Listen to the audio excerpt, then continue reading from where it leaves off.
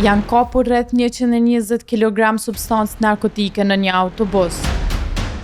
Policia e Kosovës saktësisht hetuesit e drejtorisë për hetimin e trafikut me narkotik në bashkëpunim me Prokurinë Speciale ka ndalur një autobus i cili po transportonte substancë narkotike.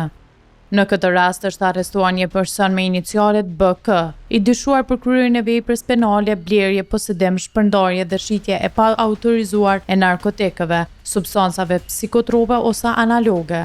I dyshuari BK është ndalur në rajonin e Prishtinës dhe në autobusin që ai po e drejtonte është gjetur dhe sekuestruar një sasi e substancave narkotike që dyshohet të jenë rreth 120 kg.